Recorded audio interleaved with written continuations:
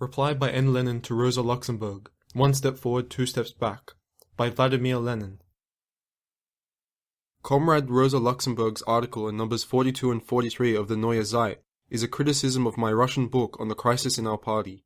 I cannot but thank our German comrades for their attention to our party literature, and their attempts to acquaint German Social Democrats with it. But I must point out that Rosa Luxemburg's Neue Zeit article does not acquaint the reader with my book, but with something else. This may be seen from the following instances. Comrade Luxemburg says, for example, that my book is a clear and detailed expression of the point of view of intransigent centralism. Comrade Luxemburg thus supposes that I defend one system of organization against another, but actually that is not so. From the first to the last page of my book, I defend the elementary principles of any conceivable system of party organization. My book is not concerned with the difference between one system of organization and another, but with how any system is to be maintained, criticized, and rectified in a manner consistent with the party idea. Rosa Luxemburg further says that, according to his conception, the Central Committee has the right to organize all the local party committees. Actually, that is not so. What my views on this subject are can be documentarily proved by the draft rules of party organization which I proposed. In that draft there is nothing about any right to organize the local committees. That right was introduced into the party rules by the commission elected by the party congress to frame them, and the congress adopted the commission's text. But besides myself and one other majority adherent, the commission included 3 members of the congress minority, so that in this commission which gave the Central Committee the right to organize the local committees, it was my opponent that had the upper hand. Comrade Luxemburg has confused 2 different things.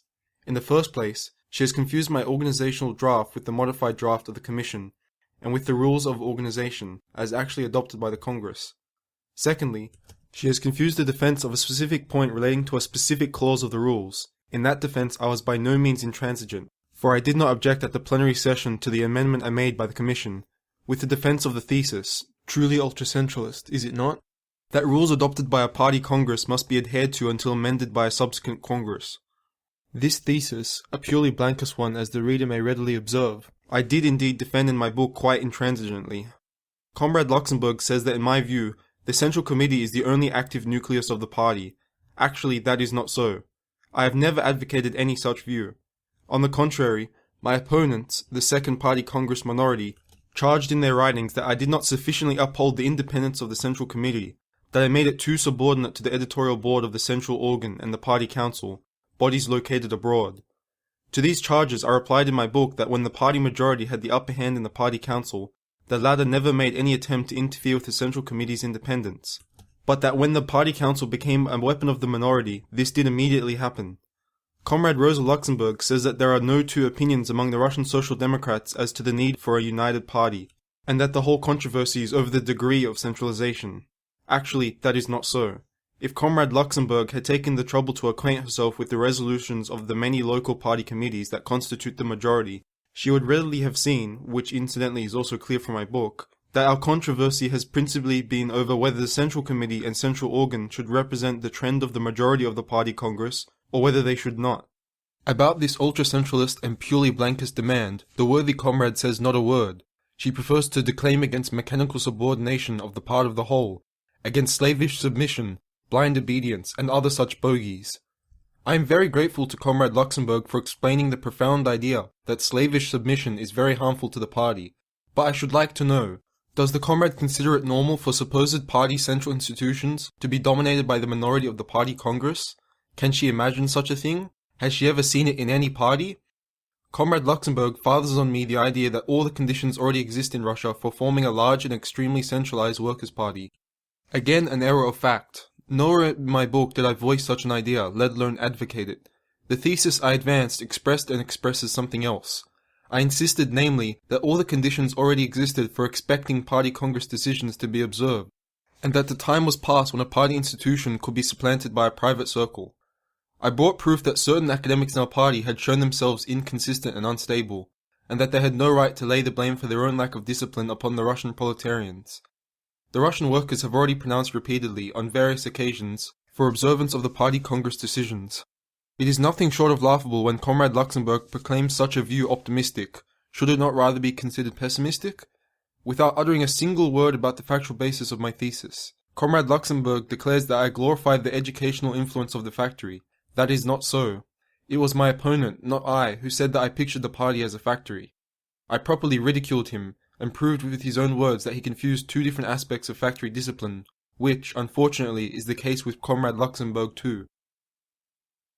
Comrade Luxemburg says that I characterized my standpoint more acutely, perhaps, than any of my opponents could have done when I defined the revolutionary social democrat as a Jacobin who has identified himself with the organization of class-conscious workers. Yet another error of fact. It was P. Axelrod, not I, who first started talking about Jacobinism. He was the first to liken our party trends to those of the days of the Great French Revolution. I merely observed that the parallel could only be allowed in the sense that the division of present-day social democracy into a revolutionary and an opportunist wing corresponded to some extent into the division into Montagnards and Girondists. The old Iskra, which the party Congress endorsed, often drew such a parallel. Just because it recognized this division, the old Iskra fought against the opportunist wing in our party, against the rabid yellow trend. Rosa Luxemburg, he confuses comparison of the two revolutionary trends of the 18th and the 20th century with identification of those trends.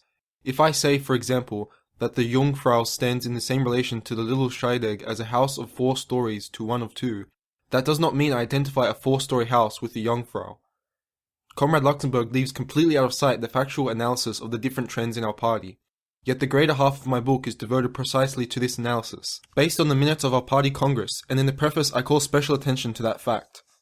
Rosa Luxemburg sets out to talk about the present position in our party, while totally ignoring our congress, which was what really laid out our party's foundation. A rash enterprise, it has to be said, particularly since I point out 100 times in my book that my opponents ignore our party congress, and by doing so leave all their assertions devoid of all foundation of fact. Comrade Luxemburg commits exactly the same basic error. She repeats naked words without troubling to grasp their concrete meaning. She raises bogies without informing herself of the actual issue in the controversy. She puts in my mouth commonplaces, general principles and conceptions, absolute truths, and tries to pass over the relative truths, pertaining to perfectly definite facts with which alone I operate. And then she rails against set formulas and invokes the dialectics of Marx. It is the worthy comrade's own article that consists of nothing but manufactured formulas and runs counter to the ABC of dialectics. This ABC tells us that there is no such thing as abstract truth. Truth is always concrete. Comrade Rosa Luxemburg loftily ignores the concrete facts of our party struggle and engages in grandiloquent declamation about matters which it is impossible to discuss seriously. Let me cite one last example from Comrade Luxemburg's second article.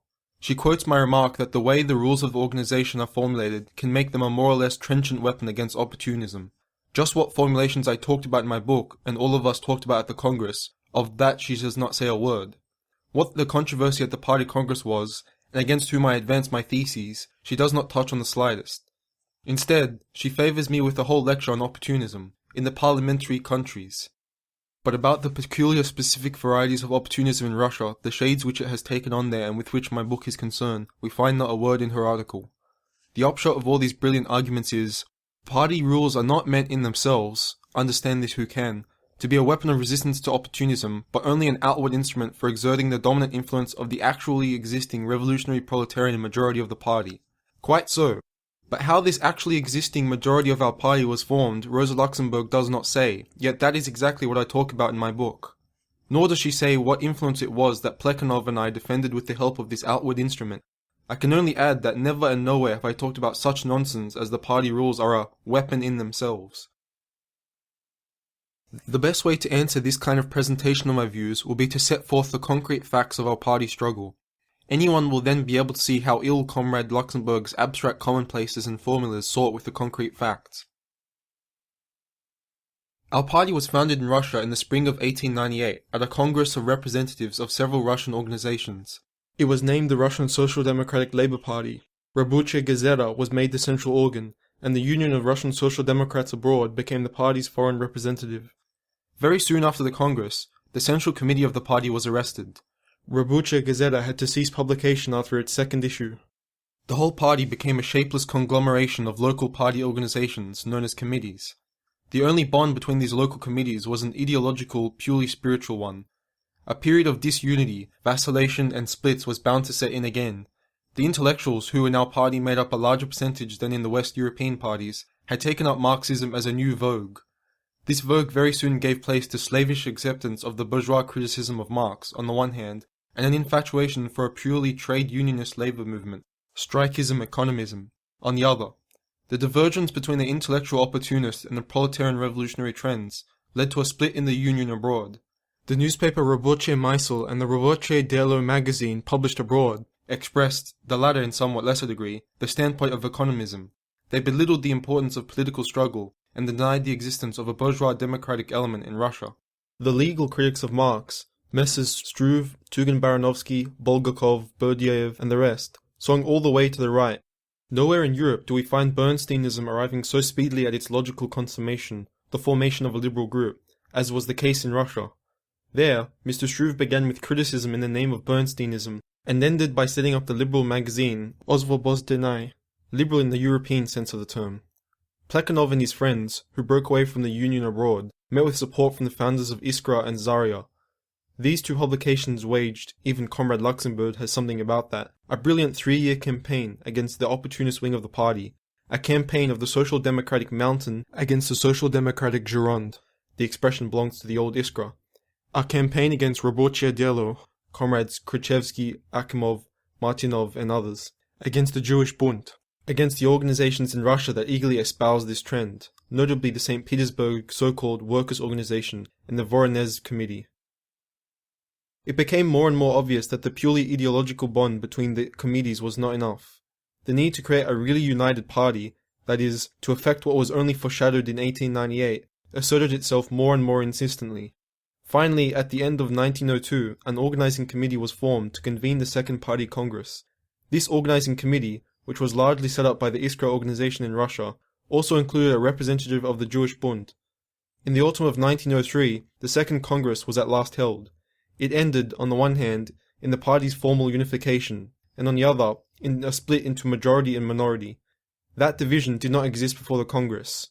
Only a detailed analysis of the struggle at the Congress can explain this division. Unfortunately, the supporters of the minority, including Comrade Luxemburg, shy away fearfully from any such analysis. In my book, presented to the German reader by Comrade Luxemburg in such a singular manner, I devote over 100 pages to a close study of the Congress minutes, which make up a volume of some 400 pages. This analysis caused me to divide the delegates, or rather votes, we had delegates with 1 vote and with 2, into 4 main groups. 1. Majority Iskraists, adherents of the trend of the old Iskra, 24 votes. 2. Minority Iskraists, 9 votes. 3. Center, also referred to ironically as the Marsh, 10 votes. And lastly, 4. Anti-Iskraists, 8 votes, making 51 votes in all. I analysed the part played by these groups in all the voting at the Congress, and proved that on all issues of program, of tactics, and of organisation, the Congress was an arena of struggle between the Iskraists and the anti-Iskraists, with the Marsh making various zigzags. Anyone even slightly familiar with our party's history is bound to see that it could not have been otherwise. But all supporters of the minority, including Rosa Luxemburg, modestly closed their eyes to this struggle. Why? Because this struggle makes manifest the utter falsity of the minority's present political position. Throughout the struggle at the Party Congress, on dozens of questions, in dozens of votes, the Iskraists fought the anti-Iskraists and the Marsh, which sided the more definitely with the anti-Iskraists. The more concrete the matter at issue, the more positively it affected the fundamentals of social democratic activity, the more tangibly it involved putting into practice the old Iskra's long-standing plans. The anti-Iskraists, particularly Comrade Akimov and the St. Petersburg Workers' Organization delegate, Comrade Brucker, who always agreed with him, and nearly always Comrade Martinov, and the 5 delegates of the Jewish Bund, were against recognizing the trend of the old Iskra. They defended the old separate organizations and voted against the subordination to the party, their fusion into the party, the organizing committee incident, the dissolution of the Yuzhny Rabochi group, the leading group of the Marsh, and so on. They fought against centralistic rules of organization, 14th sitting of the Congress, and accused all the Iskraists at that time of wanting to introduce organized distrust, emergency laws, and other such horrors. All the Iskraists, without exception, laughed at it then. It is remarkable that Comrade Rosa Luxemburg should now take these bogus seriously. On the great majority of questions, the Iskraists carried the day. They predominated at the Congress, as is clear from the figures given above. But during the second half of the Congress, when less fundamental issues were being decided, the anti-Iskraists had the better of it. Some of the Iskraists voted with them. That was the case, for example, with regard to proclaiming equality to all languages in our program. On this point, the anti-Iskraists nearly succeeded in defeating the program committee and getting their formulation carried. It was also the case over paragraph 1 of the rules, when the anti-Iskraists and the Marsh put through Martov's formulation. According to this formulation, party members are not only those who belong to party organizations, the formulation defended by Plekhanov and myself, but also all persons working under the control of party organizations. The same thing happened in the elections to the Central Committee and the editorial board of the central organ. The compact majority consisted of 24 Iskrists, and they put through the long since planned reconstitution of the editorial board. Of the 6 former editors, 3 were elected. The minority consisted of 9 Iskrists, 10 members of the Centre, and 1 anti-Iskrist. The other 7 anti-Iskrists, representing the Jewish Bund and Rabuche Dielo, had withdrawn from Congress by then. This minority was so displeased with the elections that it decided to take no part in the rest of the elections. Comrade Kortsky was quite right when he said that the reconstitution of the editorial board was the main cause of the struggle that followed. But his view that I expelled 3 comrades from the editorial board can only be attributed to his being totally uninformed about our Congress. In the first place, non-election is far from the same thing as expulsion, and I certainly had no power at the Congress to expel anyone. And secondly, Comrade Kortsky seems to have no inkling that the fact of a coalition between the anti-Iskrists, the Centre, and a small section of the Iskra adherents had political implications too, and could not fail to influence the outcome of the elections. Anyone who does not willfully close his eyes to what happened at our Congress is bound to see that our new division into minority and majority is only a variant of the old division into a proletarian revolutionary and an intellectual opportunist wing of our party. That is a fact, and there is no explaining or laughing it away. Unfortunately, after the Congress, the principles involved in this division were obscured by squabbling over co-optation. The minority would not work under the control of the central institutions unless the 3 ex-editors were again co-opted. This fight went on for 2 months. The weapons used were boycott and disruption of the party. 12 committees, out of the 14 that spoke out on the subject, severely condemned these methods of struggle. The minority would not even accept the proposal, made by Plekhanov and myself, that they should set forth their point of view in Iskra. At the Congress of the League Abroad, the thing was carried to the length of showering the members of the central bodies with personal insults and abuse. Autocrats, bureaucrats, gendarmes, liars, etc., etc. They were accused of suppressing individual initiative and wanting to introduce slavish submission, blind obedience, and so on. Plekhanov's attempts to characterize these minority methods of struggle as anarchistic did not avail. After this Congress, Plekhanov came out with his epoch-making article against me, What Should Not Be Done, in number 52 of Iskra. In this article, he said that fighting revisionism did not necessarily mean fighting the revisionists, and it was clear to all that he was referring to our minority. He further said that one should not always fight the anarchistic individualism so deeply ingrained in the Russian revolutionary, that at times, some concessions were a better way to subdue it and avoid a split. I resigned from the editorial board as I could not share this view, and the minority editors were co-opted. Then followed a fight for co-optation to the Central Committee. My offer to conclude peace on the basis of the minority keeping the central organ, and the majority the Central Committee, was rejected. The fight went on. They were fighting on principle against bureaucracy, ultra-centralism, formalism, Jacobinism, Schweizerism, I was dubbed a Russian Schweizer, and other such bogies. I ridiculed all these accusations in my book, and pointed out that they were either just a matter of squabbling about co-optation, or, if they were to be recognized conditionally as involving principles, nothing but opportunist Girondist phrases. The present minority are only repeating what Comrade Akimov and other acknowledged opportunists said at our Congress against the centralism of all the adherents of the old Iskra. The committees in Russia were outraged at the conversion of the central organ into the organ of a private circle, an organ of co-optation, squabbling, and party scandal. A number of resolutions expressing the severest censure were passed. Only the so-called St. Petersburg Workers' Organization, already mentioned, and the Voronezh Committee, both of them supporters of Comrade Akimov's trend, pronounced their satisfaction in principle at the trend of the new Iskra. Demands to have the Third Party Congress summoned became ever more numerous. The reader who takes the trouble to make a first-hand study of the struggle in our party will readily see that, concretely and practically, Comrade Rosa Luxemburg's talk about ultra-centralism, about the need for centralization to be gradual, and the like, is a mockery of our Congress, while abstractly and theoretically, if one can speak here of theory at all, it is nothing but a vulgarization of Marxism, a perversion of true Marxian dialectics, etc. The latest phase in our party struggle is marked by the fact that the majority members have in part been ousted from the Central Committee, in part rendered useless, reduced to non-entities. This happened owing to changes in the Central Committee's composition, etc. The Party Council, which after the co-optation of the old editors likewise fell into the minority's hands, and the present Central Committee have condemned all agitation for summoning the Third Congress, and are taking the path of personal deals and negotiations with some members of the minority. Organizations which dared to commit such a crime as to agitate for a Congress, as for instance a certain agent body of the Central Committee, have been dissolved. A campaign against the summoning of the Third Congress has been proclaimed by the Party Council and the new Central Committee all along the line. The majority have replied with the slogan, "Down with Bonapartism." That is the title of a pamphlet by Comrade Galioka, who speaks for the majority. More and more resolutions are being passed declaring that party institutions which fight against the Congress are anti-party and Bonapartist. How hypocritical was all the minority's talk against ultra-centralism and in favour of autonomy is obvious from the fact that a new majority publishing house started by myself and another comrade, which issued the above-named pamphlet by Comrade Galioka and some others, has been declared outside the party. This new publishing house affords the majority their only opportunity of propagating their views, for the columns of Iskra are as good as closed to them. Yet, or rather, just because of it, the Party Council has made the above ruling on the purely formal grounds that our publishing house has not been authorized by any party organization.